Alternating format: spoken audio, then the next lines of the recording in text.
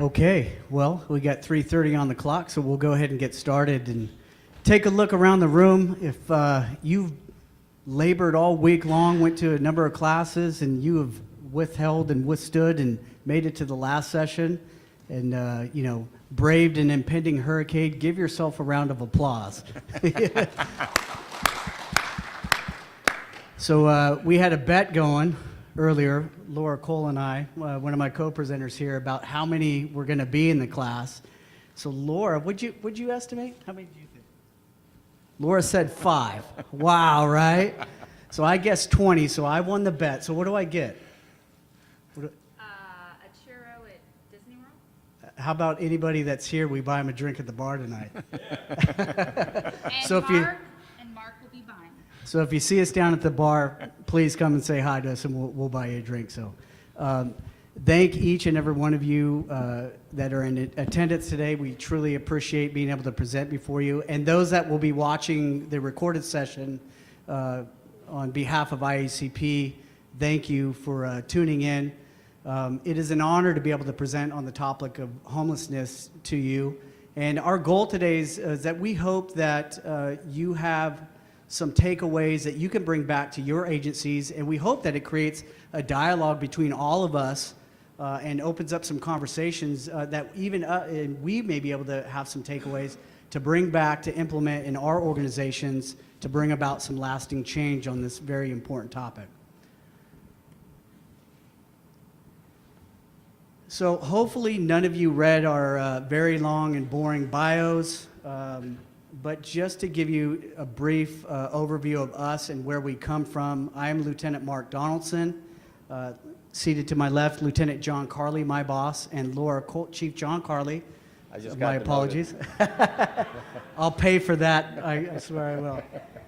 But Chief Carley became the chief in 2014 and was tasked, like many organizational leaders, with addressing the problem of homelessness within our community. And I was tasked on his behalf to create a unit that deals with quality of life issues like homelessness, and we'll touch more on that. Laura Cole is a resident of the city of Vacaville in which we live, and she is a social media consultant for us. She's got a background in television, was a White House correspondent, and we work quite often with her to help tell our own stories and work with the media to get those stories out. So a little bit about us. The city of Vacaville is located up in Northern California. It's about halfway between Sacramento and San Francisco. And with a population of about 100,000 people, it's often referred to as a bedroom community where a lot of residents live there, but then commute into the San Francisco Bay Area for work. And while we enjoy a very low violent crime rate, like most small to mid-sized cities, we have not been immune to quality of life issues like homelessness. So here's where we're going today in the next hour. We want to touch on the impacts that homelessness have in our community, what our agencies can be doing to address the problem of homelessness. We're going to talk about the importance of leveraging partnerships both at the government and at the community level. In addition, Laura will touch on the importance of working with the media to help tell your stories, and we'll wrap up with some takeaways and then a question and answer session.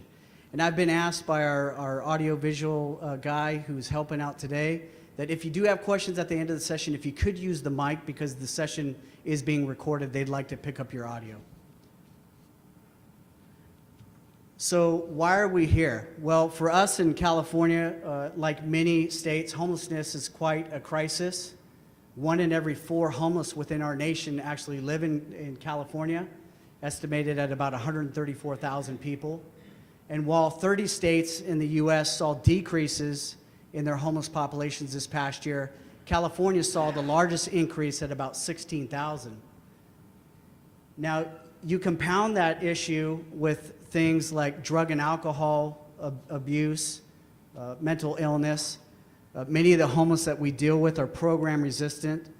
And when you have a housing crisis like we do out in California and a lack of available services like mental health providers and mental health institutions, it has created the perfect storm.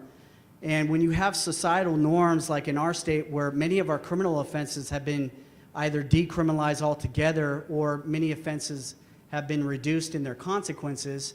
And we've heard earlier this week in presentations that oftentimes our jails and our prison institutions are our primary care providers when it comes to mental health. Well, we don't have that anymore because no one's being held accountable at the criminal level. So these homeless are out in our community and they're dumped on the doorstep or the feet of law enforcement to deal with. And those cause significant impacts for us as police leaders in our organizations. And to talk about some of those impacts, Chief John Carley. Well, thank you for being here today.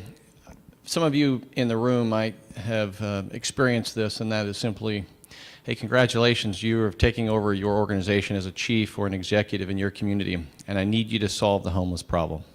Anybody else like myself? It's like, okay, well, I want the job, but I'm not quite sure what I'm getting myself into. And who would have thought in 2018 that that would be one of the #1 topics that would resonate continuously in all jurisdictions? And this was really focusing on the issue. 1 out of every 2 unsheltered homeless is in California, so you can just imagine the gravity. And so this might help you throughout the country. We can talk about where places are cold. Climate is a factor. But the reality is, what are we doing as a policing profession? And these really are the compounding issues that you see. So I want to start with just discussing a few different areas that you have to focus on as a leader in law enforcement. As the chief, I looked at this and realized that one component was the political component.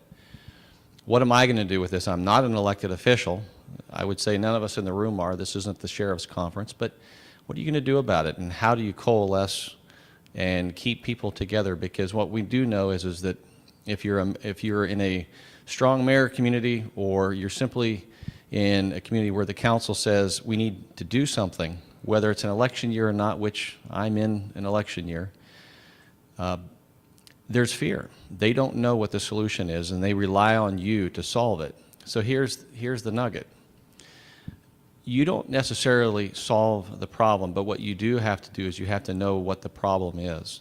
And so part of the politics is to have a council and a community looking at elected officials believing in you. Not that you're going to get everyone off the street, but that you're going to be able to be in control of the narrative of what's going on in your community. They will back you if they know that that's you. And so you absolutely have to focus on that you contain the political environment that the politicians have to work in, and they're going to weigh in at times, and they're going to look for answers from you. And you have to be ready for that, which means you have to take a leadership role in this area. From a criminal standpoint, in the politics we'll speak into later, because it's really about what you're willing to do and how far out you're willing to go out on a ledge. But speaking of the criminal aspect, this is a simple graph that was put together in a presentation. And why is it important? Is because, let's face it, if you're ever in front of a council, people, they love pictures. They love maps. They love pictures. They always want to see something. Make sure it's accurate. So part of our approach was, well, is it accurate? Do we know what we're dealing with? So the numbers here were our numbers. The question for you is do you truly know the impact of those who are homeless in your community and what it is that they're doing? How much of it is vagrancy, such as the panhandling? Because everyone thinks it's the same thing, and we know it's not. And that will be another issue that I'll touch on. But you have to be able to help the elected officials and the community understand the difference between what is the regular crimes that we deal with and those which are the anti-camping crimes. And you have to be able to speak fluently in this area, because they think that they know the answer. I'll give you an example of that. Is speaking to one of my cohorts in California, former president of Cal Chiefs, Ken Corney, the city of Ventura. He gave me the statistic this month. Over half of all the arrests in the city of Ventura were homeless individuals. It wasn't all homelessness, because it's behavior, whether it's alcohol violations or theft or the other things that you're going to get the calls on. But you have to be able to divide the issue. Is this an anti-camping issue, or is it a behavior issue? Because quite honestly, when we consider what is really important is you safeguard the business community. Most people in your departments don't understand that the next slide. The business community drives us as police chiefs and executives. The patrol officer doesn't understand that. They don't go to Rotary. They don't go to all the events that really drive the business community. You do. So how are you communicating with them? Because you're being hit up every time that you're out in the community. What are you doing about the people who are in my doorstep?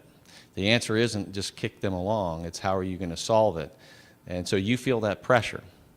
So the point is you have to understand all three of these. You have to understand the business community. You have to know the fear that people are going to feel even if it's not real. Perceived fear is all that matters. And that's why it's such a big issue. When they're stepping over people on the sidewalk, and I think for some of us who were in San Diego IACP a few years ago, as long as you were on the main street, whether it was there in Philadelphia, you were fine. The big city is a different animal as far as how you approach the issue of homelessness. But the issue for us is understanding that you're going to have to do something each and every day. So as long as I've been a chief, there is not a day that goes by that I'm not addressing homelessness. You have to own it if you want to be in leadership as a police chief in law enforcement today.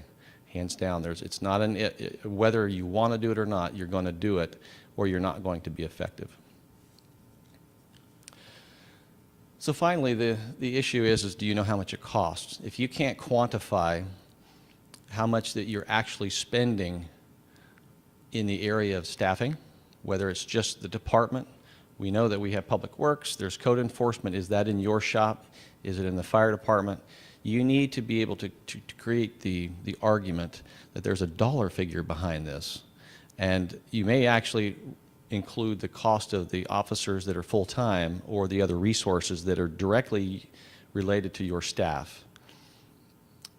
But then we know there's a bigger picture to that. And it's going to be all the other costs associated to, if 50% of the arrests in one agency are for homeless-related events, all the cost of the officer's time during all those arrests, this is just the cost of the unit that we have, not necessarily analyzing the day-to-day, every report, every arrest, going to the DA, going to have to deal with all the cleanup. But you got to know what that number is. So from there, I want you to take a look real quickly at a video. And there's no audio here, but what I want you to think about when you see this video is, does this look like it could be in your town? Now, you might have more lush trees or puffy clouds or humidity and heat. I don't know. But the reality is the debris and the cleanup and the living conditions are deplorable. They are a public health issue, and our staff see it every day, but the public and the businesses don't want to see it. Why is this important? Because there's going to be times that you need to make sure that the stakeholders know the implications of their actions. So it's important that you have people being very intentional about being able to share the story and to go out with you so that it isn't just you telling the story.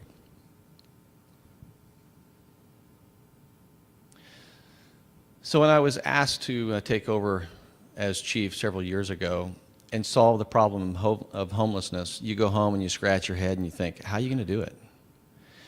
Strangely enough, I would suspect that most of us in the room, unless you are in a community of very violent crime, you're not likely to get federal dollars. You're not likely to get the grant money to say, here you go.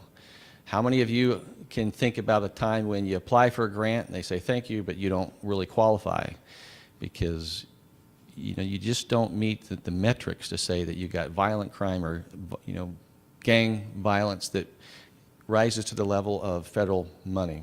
Well, several years ago, the COPS office actually added a few extra grant funding opportunities, and this is a discussion that I've been having at the federal elected level to begin to increase this for agencies like ours. Don't just throw all the money at the big cities where there are potential failed policies and add officers. We all have to manage our departments. Start giving more money to create units, and that's what we did. We created a community response unit using the actual grant that was funded from COPS. It wasn't a lot, but it created an opportunity for the council to be able to weigh in. You got to give them a win.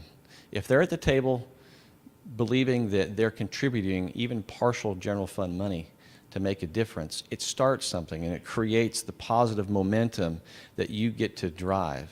Because if you don't do that, then all everyone else does is has the random strategy of, well, we go out there and answer the call. If there's a way to be intentional, if you can do it with just one person or two people, or look at the COPS grant funding now and in the future, because I suspect we're going to see more of this money, because as of next year, during appropriations, there's going to be a push for that, for agencies that would be considered the smaller agencies of America to be able to do that, because we're not usually looking for the violent crime dollars, because those are going to go to the big cities, and we just know that. So this unit was kicked off in 2016, and it was very important in where we've come since then, and it started with 2 and a supervisor. And the key thing that I want to really understand is at the time we were using some partnerships, and you have to be able to be intentional and understand there has to be some mental health component to it. But most agencies of our size, even of a city of 100,000, there's no dedicated resources to one city. It just doesn't happen. Some things that occurred later on between that year and this year is some other funding to be creative to actually embed a mental health worker with our department. But that was with partnering with other agencies to say, you give up some of your money that's coming from the state, and actually we'll hire someone, and I'll give them to you 2 or 3 days a week, and 2 or 3 days a week, and we were a larger city, and we'll take them, you know, for the remainder of the time, at least in over a period of a month, so that we could actually embed the services with the officers who were going out there to do it. But at that point, it became very important to make sure you selected the right people. It just can't be anybody. So with the team selection, it was very important for me to identify Lieutenant Mark Donaldson, who I saw was very innovative in being able to connect with resources. And then from there, identify how to create the team. And that became very important. And so you have to be hands-on from your perspective as a chief. So in 2016, Chief Carley tasked me with creating this new unit, our community response unit. And we were very strategic. It was a lot different, and I knew it would be, than anything I had ever been a part of. I come from, probably like many of you, an operational background. I'd worked gangs, I'd worked narcotics. I've been part of our SWAT team for over 20 years. But this was going to be different. We all know that we can't arrest our way out of the issue of homelessness. And it was going to be important to find those people that were big picture thinkers, that knew the importance of collaboration, thinking outside the box to come up with those long-term solutions to address this issue. Here today, because of the success, as Chief Carley alluded to, we started out with 2, but because of the success, our council has supported the addition of officers to the unit. So we've added 2 more. So we have 4 detectives, a supervisor, and our mental health clinician that goes out in the field with us. And we were very intentional in everything we did, even to the creation of the name. And I don't mean to offend anybody, but you know, if you have a homeless intervention team and they're referred to as HIT, that may work in your community, but it probably is not going to work in my community. Okay, we're out in California, things are a little different, so that may not be as politically correct. So we came up with the acronym CREW for Community Response Unit, and it truly is a unit that partners with our community to come up with those long-term solutions to address the issue of homelessness. So our mission is really threefold. Anybody that works traffic remembers the 3 E's of traffic: engineering, enforcement, education. And we just kind of rip that off, so to speak. And it's really about engaging. It's about going out there day in and day out and engaging what we refer to as our homeless neighbors, because they are citizens of our community and they just don't have homes. And so my expectation of my staff is that they know who our homeless neighbors are, that they know them by name, that they know their backgrounds, they know the addiction issues that they're suffering from, if they have mental health issues, and that they're familiar with the services that they can best connect them to. A part of it has been an education process as well. We found with most of our homeless neighbors that some of them weren't aware of the resources that were available to them. Some of them had financial benefits available to them that they had no clue or they didn't know how to access. Some of them had money in bank accounts that they didn't know how to access. And so it was an education on our part through that building of trust and that engagement with our homeless neighbors every day that helped led to that. Now, the flip side of that is there was an education component that took place with our community, and I would say more so with our business community. Many in our community would want us to just shoo the homeless on. We would get calls that after this unit was created and they knew that we were there to address the issue of homelessness, they would call us and say, hey, you know, so-and-so's hanging out, you know, on the bus stop or in front of my business. And we had to educate them on what we could and could not do. These people still have constitutional rights like each and every one of us. So it was educating them to the laws and to help educate them on what we were trying to accomplish, that we weren't just trying to shoo the problem along, but we were trying to come up with long-term solutions to this issue. And then there is an enforcement component. Look, we still are law enforcement, and we need to hold people accountable when they go out and commit criminal behavior. Chief Carly touched on, you know, the difference between behavior and, you know, issues just like unlawful camping. And as we all know, most of us know that that's under review by the Ninth Circuit Court, and so that's being looked at right now. And that's never been our focus, to go out and arrest people for being homeless or for unlawful camping. Again, it's trying to come up with those long-term solutions. Our goal is to get those people off the streets indefinitely. And, you know, it's definitely a challenge. And it's really important that you seek out those collaborative partnerships that I spoke about. And Chief Carly's going to touch on those important partnerships that you can create. Oh, I'm sorry. I forgot to, I forgot one slide here. One of the ways that we engage with our homeless neighbors is through a homeless survey. And that is vitally important for you as police leaders. Chief Carly talked about the importance of knowing your city's statistics. And the homeless survey was something that we created. It was profiled by PERF this past year as a best practice approach. We've actually downloaded the PERF report. Chief Carly has it here, and that's available to you on the app. But it's basically a nationwide look at some of the best practice approaches that agencies are doing throughout our nation. And our homeless survey was profiled in that, and it was quite simple. Our Sergeant Dave Kellis came up with the idea and just simply created a survey monkey that our officers could take out in the field and access on their smart devices, a completely voluntary survey. But that provided some very rich data. That information Chief Carly is then able to take back when he's at community meetings, when he goes before council. And we found oftentimes it corrected a false narrative of what people believed was going on. And what we were able to learn through our homeless survey is we have 60 chronically unsheltered homeless within our community. Now, one of the things we often heard was, well, you're picking on veterans. They're, you know, this overwhelming majority of your homeless population was veterans. That simply wasn't the case. We were able to determine that only 4 of our chronically homeless population were veterans. But we also learned some other important statistics that the overwhelming majority or larger population of our homeless have been homeless 5 to 10 years. So when people are wanting us to come up with this quick fix, we're able to show those and share those statistics and explain to them, look, these are people that have been homeless a long time, and oftentimes they're program resistant. So this isn't going to be an issue that we're going to solve overnight, and it's going to take time to work with them and build and gain their trust to address that problem.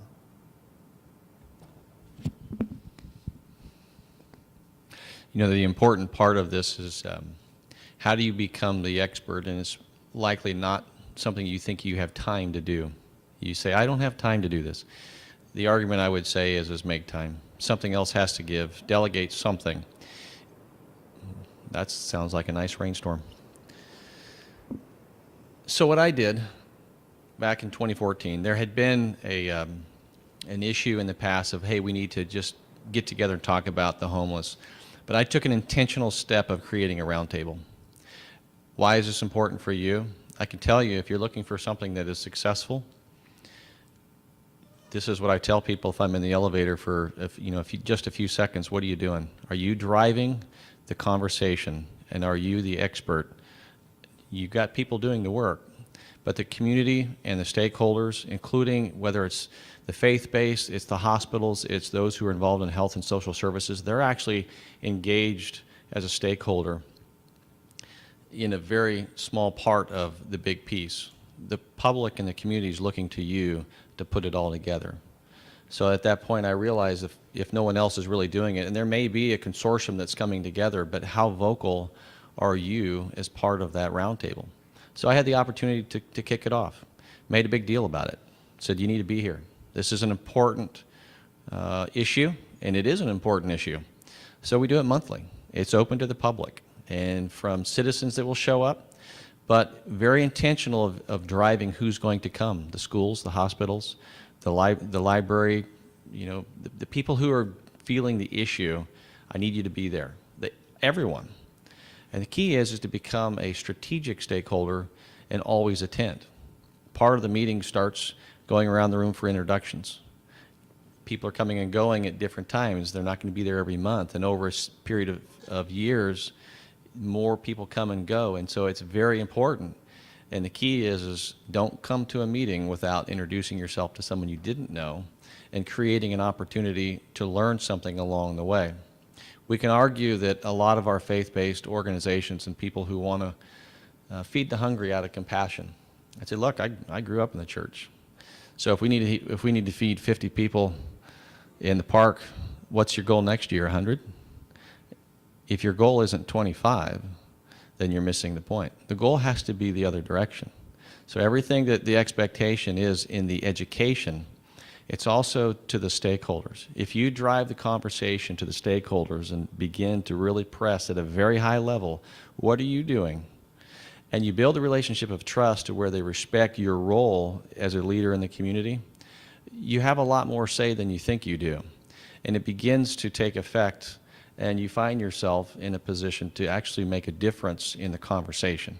I challenge you to do it, and you'd be surprised. Does it take a lot more of the time than I ever thought I would be doing as a chief? Yes. Is it a hot topic? Yes. So it's relevant, and it is important that we focus on this.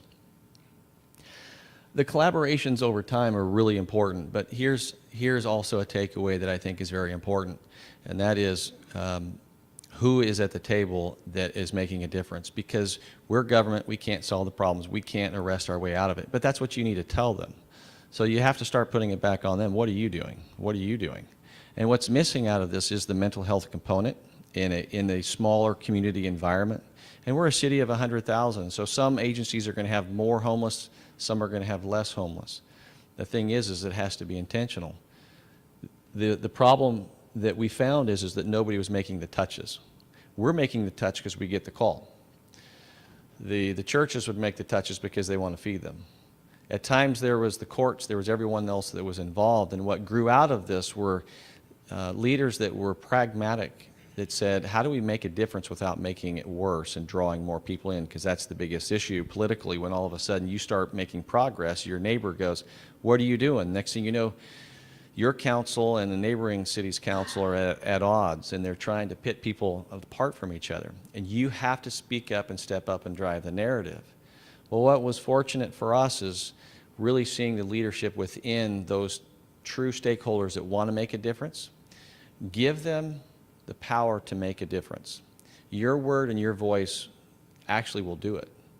So several people come up. They created a program called the Navigator Program, a curriculum on how to teach individuals who want to volunteer and actually be part of going out and meeting with them wherever they're going to go. So this organization wants to feed them. This organization wants to help them or clothe them or do whatever.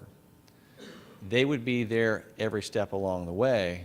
And it just grew organically until it's very organized and they want to form a 501c3 nonprofit. It's easy to step back and say, we're the ones that have to address the enforcement, but we'll partner with you as you do all the touch.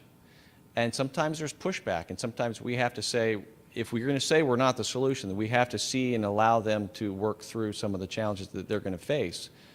But what has been amazing is there's a better way is what they've named themselves, but they've taken on the branding that we kind of gave them, and the next thing you know, 2-3 years pass, and I'm taking a step back, but they're always at the table every month. I may not be at every meeting, but I'm probably at 9 or 10 out of 12 meetings a year. It's an hour and a half of my day. And some people will say it's not solving anything because you may not take away, but strategically, it's forcing the stakeholders to come together and keep them together. And that's a vital role that I've learned as a chief. I'm just going to have to own that, and it really does make a difference. And it leverages a lot of other successes along the way that we'll touch on as well. And part of that is they actually drove the nomadic sheltering. For them, it was a way to find ways to get more of them off the street because there was more intentional touches in the cold winter months when it was nightly versus in the summer months when they were usually living in the streets, under the bridges and in the parks. So the partnership for success is really important as I'm explaining this to you. I hope it resonates what you might be able to actually accomplish in your community. Surprisingly, a lot of the state right now in California, and I'm not sure, you'll have to understand what your state is going through, is we're declaring an emergency, and it's because there's so much funding at the state and federal level that has to be driven through, whether it's HUD dollars because of housing or for mental illness.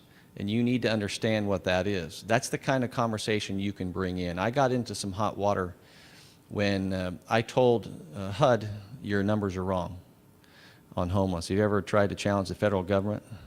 It became a news story. And I didn't try to challenge them in the essence that they're wrong and I'm right. I simply said, I'm addressing what we have to focus on when the call for service occurs because a family or a business is saying, can you come deal with this issue? And we know it's real because the moment that we don't address it, in Southern California, a homeless individual came in, was actually a call for service and ends up stabbing a person who's having dinner with his son. And so these are very real. Not all of them are going to be violent, but they do have mental illness and a lot of drug and alcohol addiction. So the success is, if you're doing things right and things may go wrong, two things occur. The community is going to back you because they believe in you. And if you don't get that in advance, there's going to be a failure and you have nothing that's going to be on your side. And so think about how to develop the partnership for success, and then you drive the narrative. And so this is an example of what that might look like. Nestled along the I-80 corridor between Sacramento and San Francisco, California, is the quaint, vibrant community of Vacaville. With just under 100,000 people, the city enjoys a low crime rate, but still has its share of quality of life issues like homelessness. Marty McGinty used to be homeless in Vacaville. So I was homeless between February 2015 until December 2016. It was just hanging on every day as survival, just to try to make it through each day, to protect yourself from the creeps out there, to stay away from them and stay, to myself. Realizing the need to help people like Marty, the Vacaville Police Department received COPS grant funding and created the Community Response Unit. It's a best practice model focused on building relationships and trust within the homeless community. Chief John Carley says creating the unit has changed how his officers view the issue of homelessness and how they respond to calls dealing with quality of life issues. We don't focus on it from a criminal standpoint. The reality is a person who is without a home is living on the streets. Lieutenant Mark Donaldson oversees the unit. Early on, as we established the community response unit, there were some challenges for sure. Some of the challenges we faced were those misperceptions that we were just going to go out and do enforcement. But we realized that we can't solve the problem of homelessness through enforcement alone. And really, over time, it was building that trust with our homeless community. Sergeant Dave Kellis works to build that trust. He visits different spots within the community looking for those without a home, hoping to provide them options to improve their situations like he did for Marty. It took quite a bit of time to build positive relationships with the homeless community because prior to the formation of my unit, the vast majority of our homeless population's interaction with the police were negative. So they were obviously initially very distrustful of the police and my unit specifically. And it took a long time of us kind of repeatedly putting ourselves out there and letting them know that we're there to help, for them to trust us. It took a couple of people kind of taking that leap and willing to let us try to help them, and the other homeless community members seeing the results of that, to where they slowly began to trust us and understand that we were there to help. If it wasn't for Sergeant Kellett stepping in and just saying, no, she needs a place, I would not have had this place. And I would not be in the situation where I'm finally now getting my guard down. I feel like I can relax, I can feel safe, and I can start to heal. You've got to think outside the box of traditional police work. You've got to change your mentality to realize that very often what we're dealing with in dealing with homeless situations isn't always police work, it's more social work. And if you're not willing to take those steps and do those things, you're not going to be successful. It changes the dynamic of how officers respond to calls, because it's no longer simply an enforcement call. The idea of engaging someone who's homeless is very different than looking at them as just another call for service. It's what services are available to them. Do we have housing for them? Do we have services for mental health counseling? As part of the ongoing effort, Vacaville PD partners with both the public and private sector to bring important services to the homeless community. This includes working with faith-based leaders, mental health care professionals, social workers, business community leaders, veterans organizations, and housing providers. With Chief Carley, we seek his advice in everything we do. He's open to meetings in his busy schedule. When we do emergency sheltering, we always consult with him. What is the best practice? We want to talk to him about mitigating, attracting homeless persons from other communities, because we don't want to build it and then they come. And so we seek his advice, and we always communicate with our police so they know what we're up to and what we're doing. Since starting the Community Response Unit in 2016, the city has seen a 20% reduction in homelessness. The department believes coming up with long-term solutions allows for accountability and slow, steady change that provides a better quality of life for every member of this community. I'm very proud of my officers here. I can honestly say that I work with some of the best people that I could have ever imagined over the years, and to be the chief of police in an agency that is so vested and invested in the community that we serve is something that I absolutely cannot even express in words. And I am so thankful for the Vacaville Police Department. You guys have been just incredible, the way you interact with people and your behavior. I mean, I've watched some of the homeless people and the way they treat you guys, and it's like, wow, and you guys still come back with such integrity and dignity towards them, which I don't think they get, but it's been amazing, and I'm very impressed by how you guys conduct yourself very much. So you get what you measure, and if you don't tell your story in a message that resonates a compassionate side, it doesn't matter what you do, you'll lose. The expectation in my office is there's going to be statistics. I have to be ahead of what those are, because I'm going to be getting phone calls from the public defender that says that you're harassing people.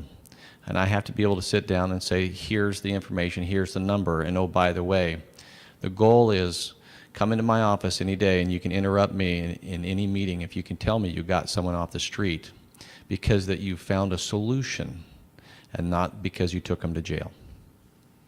So I think it's really important, as a former TV reporter working in the news industry for 15 years, now I consult with law enforcement, and I have about 30 clients across the state of California, working with them on telling their story and doing it in a way where the community's truly going to hear you. Just so, with a show of hands, if you don't mind, it gives me a little perspective.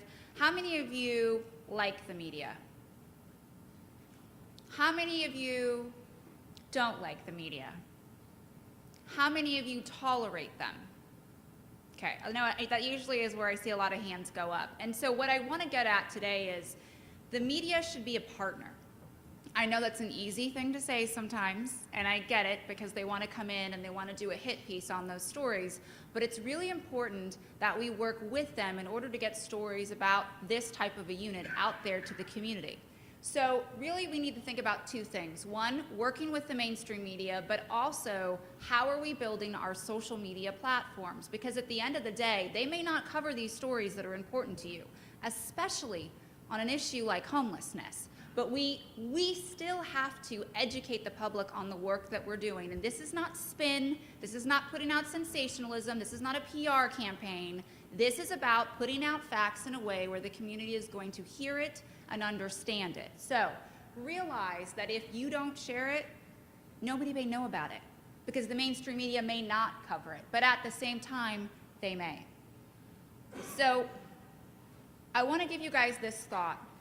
News reporters have bosses, no duh, but they go into afternoon meetings, and when they go into afternoon meetings, news directors now are expecting that their reporters are going to have exclusives. 3 worldwide exclusives every day, like it's just supposed to rain from the sky. So if you have a relationship with a reporter, why not call them?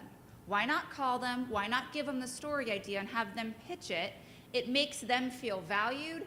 It puts quarters in their piggy bank. You don't have to write up a news release and send it out. Now, listen, I will tell you that 95% of the time, you do want to put your stories out on social media first. I'm not suggesting you do anything different than that. You guys have to drive that, and ultimately, at the end of the day, you are your own news organization in a way, and people want to come to you for public safety information. But every now and then, if you have somebody you like who you think does a great job that you've built a relationship with, call them. Call them and say, hey, why don't you pitch this today, see if they'll let you cover it. Help them by setting up the story, and then afterwards, you can post it on social media so that they can have the exclusive, like Vacaville PD has done with one particular reporter in Sacramento, and we're going to let you watch the story. The trend is clear. More homeless people are clearly evident in many communities in Northern California, and the cost to taxpayers is going up. It's really thinking creatively outside of the box to partner with those in your community that want to help. But in Vacaville, the rate of homelessness is actually going down. So what's behind this dramatic drop? CBS 13's Jennifer McGraw is in Vacaville getting answers.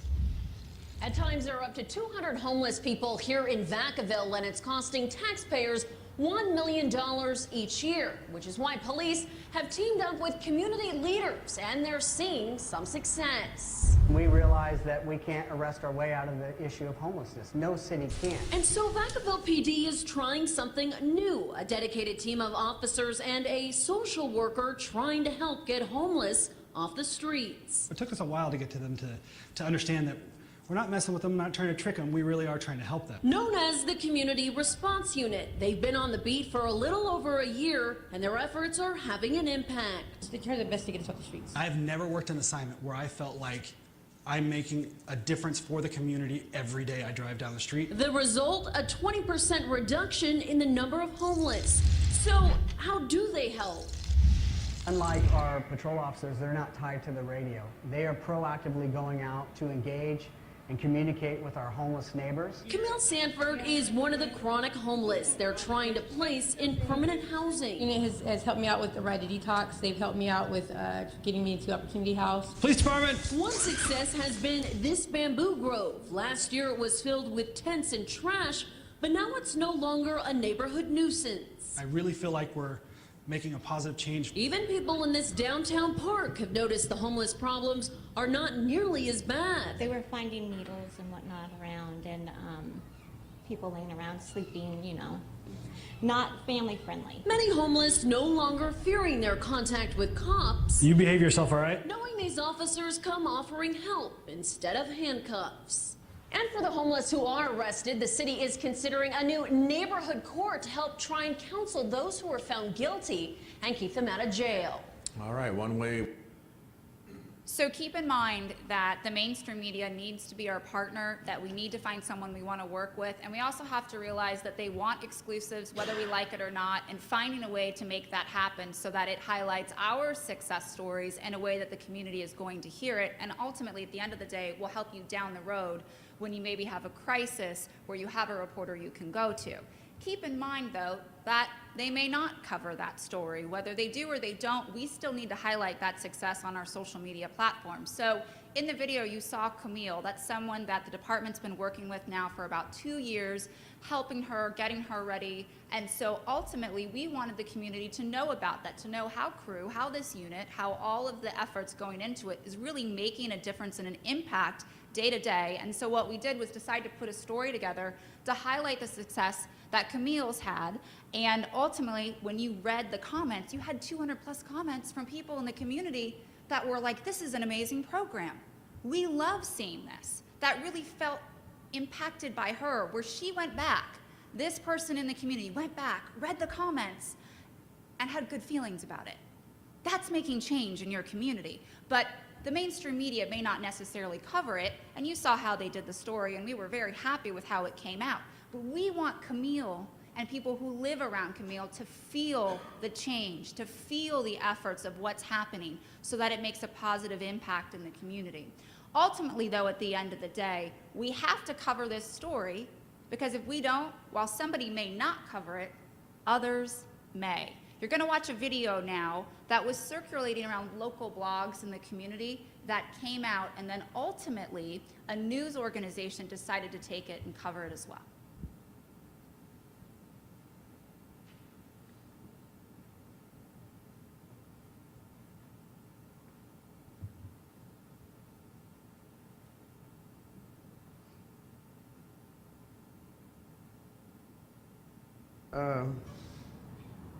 It causes a lot of hand pain, you know, and pain in your body. It hurts.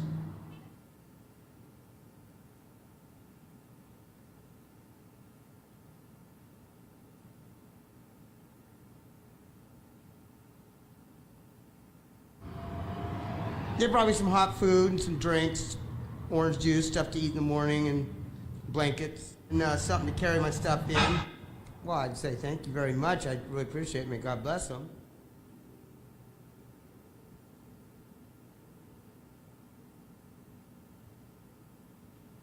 I've tried staying at places like Mission Solano and Fairfield, but they say they're not licensed for the blind. I was the only one they wouldn't help out. You know, where do they want me to go? I mean, I've never ran into anything like this. My mom was helping me, and she got too old to help me out. And I've never ran into anything like this, where they just leave a blind person, totally blind, outside.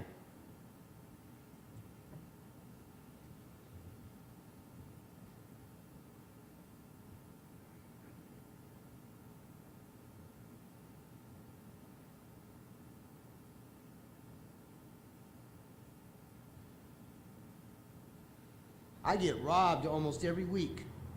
And I mean robbed. Somebody comes up to me and just takes stuff from me, and because I can't see, I can't describe them. No, I'll make it somehow. So you watch that story, and people will look at it and go, what the heck's going on in Vacaville? And that's being circulated by the mainstream media after people in the community saw this and went, oh, this is so sad, and they felt bad for him.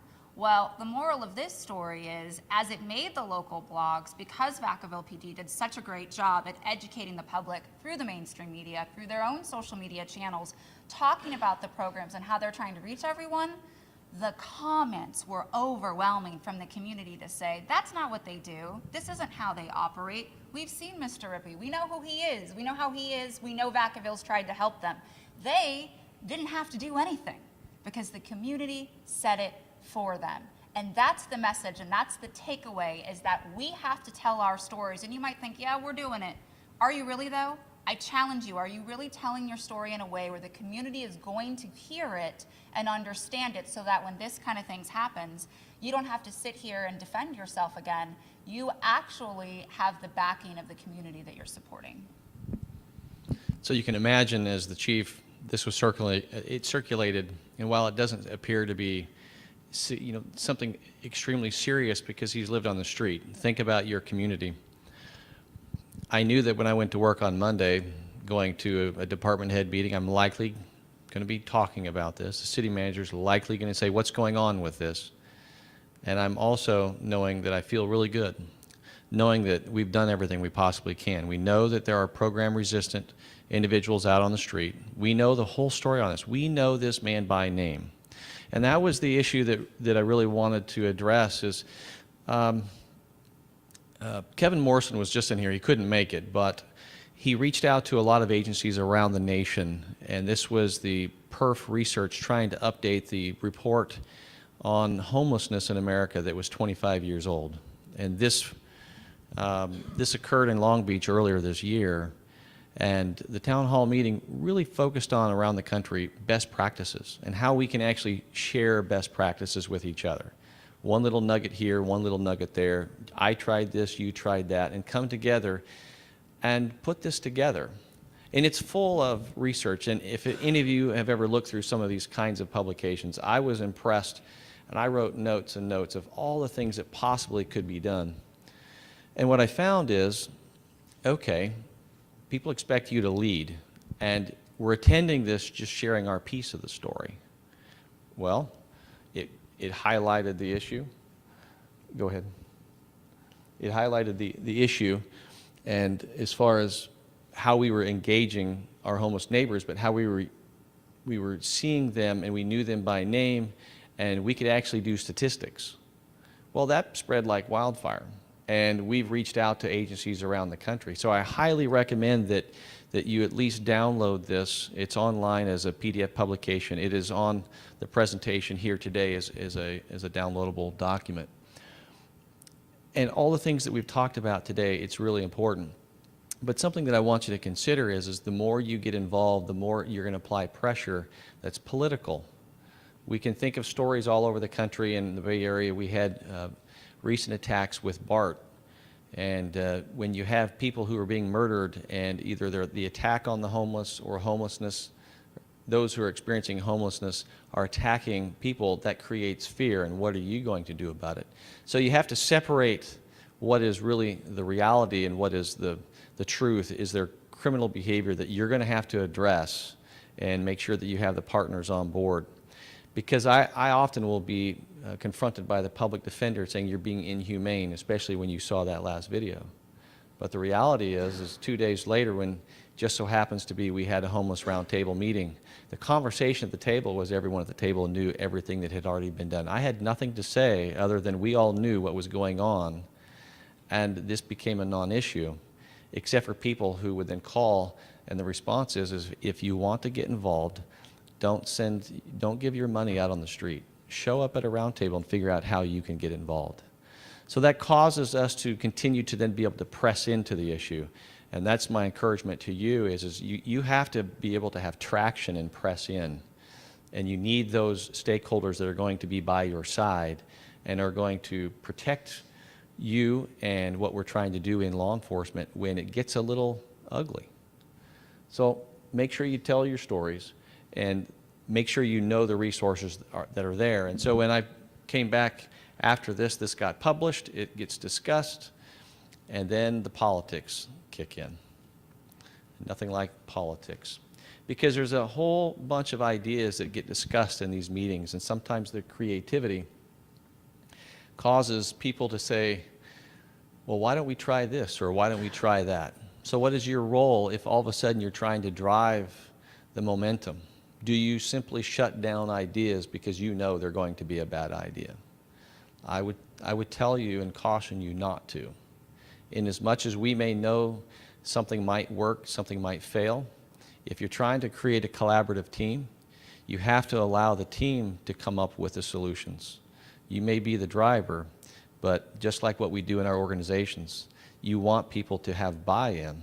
And if the community is going to buy into this group, then you have to let them work through things. So recently, there were those who were connected with elected officials, and there's the city government and the county government, and decided, I think we need tiny homes in Vacaville. Now, we're not a rural community, and we're not in some places where there's been some successes. Now, I know that there's going to be challenges with tiny homes, especially when you consider Vacaville, there's residential neighborhoods and there's business districts, and you're going to potentially put tiny homes right next to where there's, within 1,000 feet of a school. Is that really a good idea? But who am I, a non-elected official, to get in the front of an allied agency. This is where you have to have strong community partnership and ties with elected officials and allow them to do what they're going to do. But at the same time, you may take some political heat so that it furthers the process. And this is an example of something that just has occurred in the last couple of weeks in Solano County. I wouldn't want it in anybody's backyard, and I don't think anybody would want it in their backyard either. Tiny homes to house the homeless. A new plan to get people off the streets in Solano County has the Vacaville community fired up. Tonight it was standing room only as the county held a meeting to address some of these concerns. CBS 13's Angela Greenwood was there and joins us live with more on this. Got pretty heated, Angela. Yeah, Tony and Christina, some county officials say that this could be a solution to ending homelessness in the area, but this tiny housing project is creating some big concern as people who live nearby say it's just too close to home. What's disturbing to me is how people look at homeless people. You treat them like they're animals and they're human beings. Well over 100 people packed into a county meeting Monday to talk about tiny sheds to house the homeless heading to their community. And I just feel sorry for this neighborhood area. Their market value is going to go down.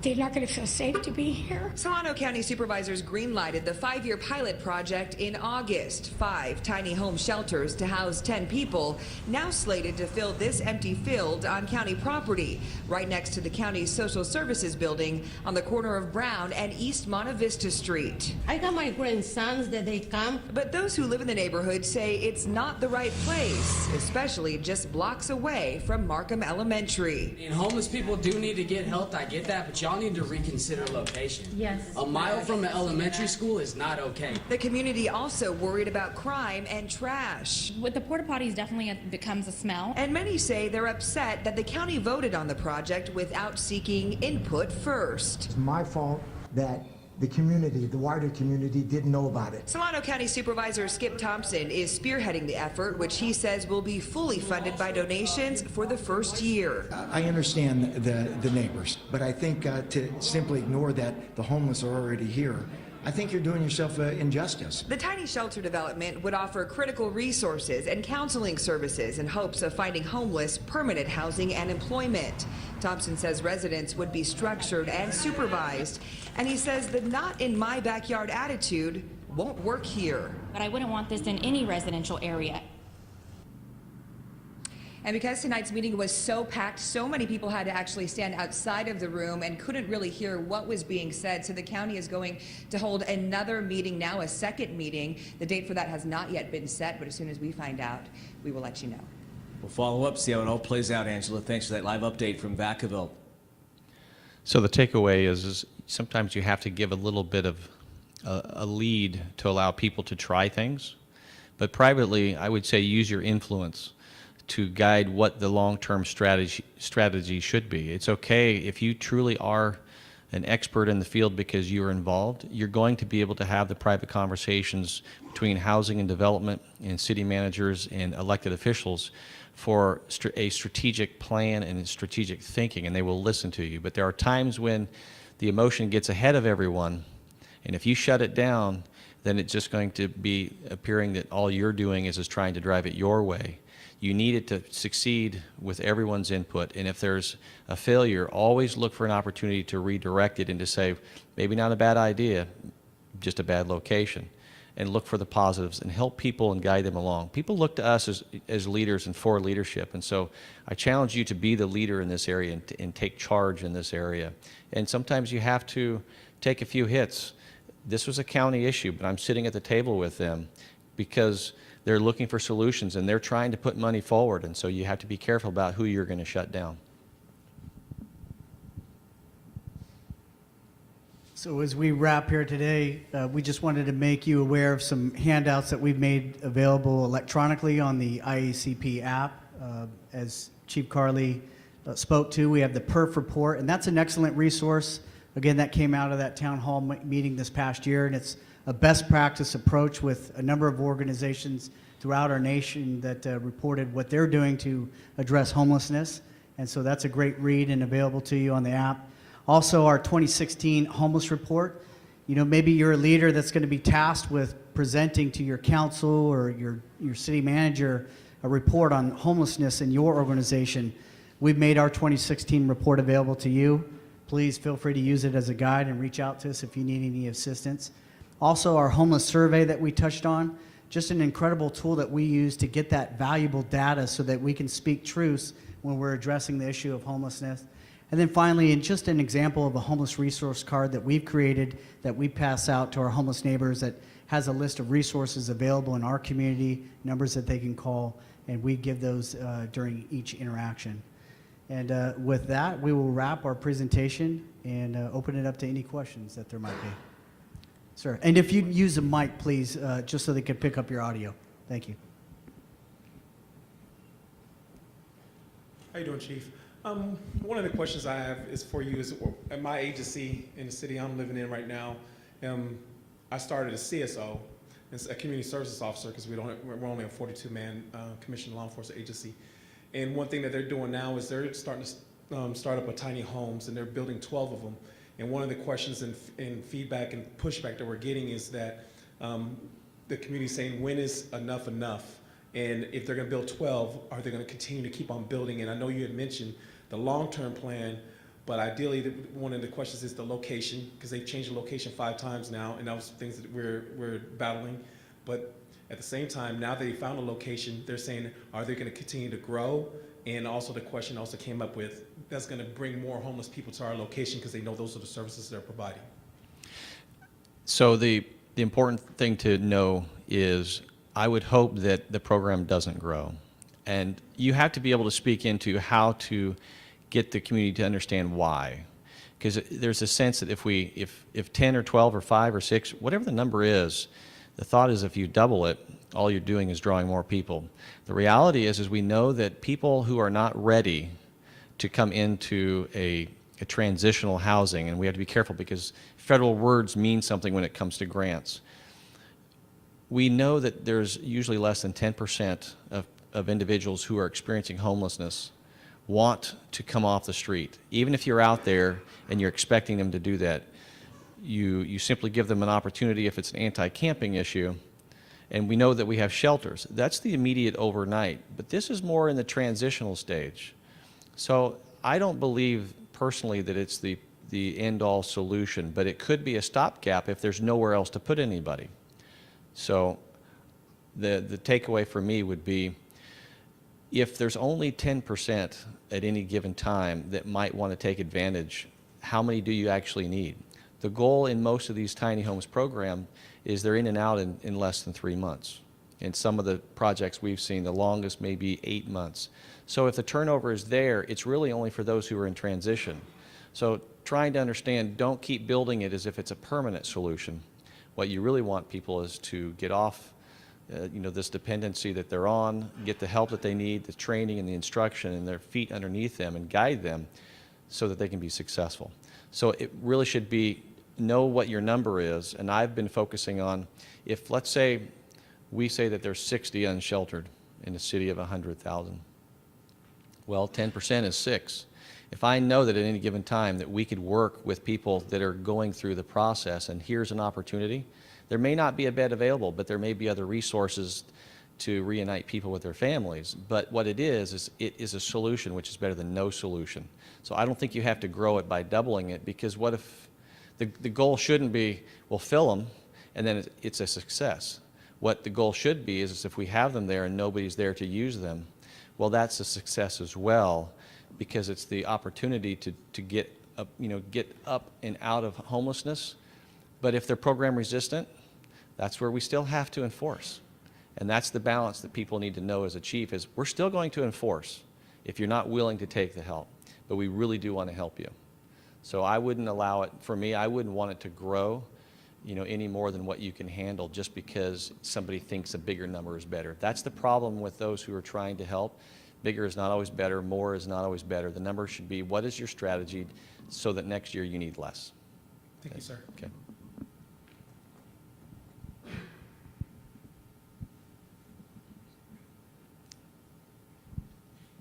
Great presentation. Two-part question. First of all, you mentioned that the number of this unit has increased over the years since its inception. How is that funded? Is it through a police foundation or solely through the grant? And second of all, Yes. Okay. Regarding the surveys, how much participation have you been getting from the homeless in those surveys? So the funding started with the COPS grant, and that will run out. But what you have to do is you create the success, and the elected officials will follow up and give you more money.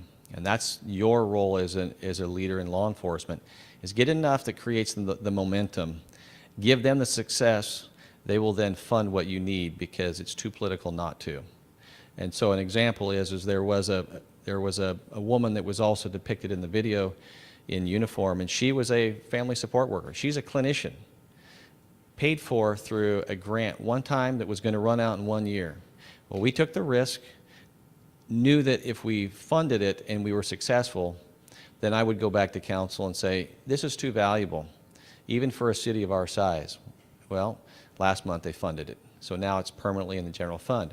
We're going to pay for it either way, so the strategy has to be anything you can do to get the funds, create the success, the money will come in even further because we just don't have the resources, and so we have to find a way to give the success. I think that was your first part of the question. Yeah. You can get the second part. To your second part, we've had of our 60 chronically unsheltered homeless in our community, approximately 44 have participated voluntarily in the survey. You know, some may not, but it is that constant engagement with them and building trust over time. And you'll be surprised. Many of them have just been quite open and honest about their drug and alcohol issues, their mental health issues, if they're taking medications, things of that nature. And then, again, that data helps drive us to connect them to the best services that are out there and available. Thank you. Thank you.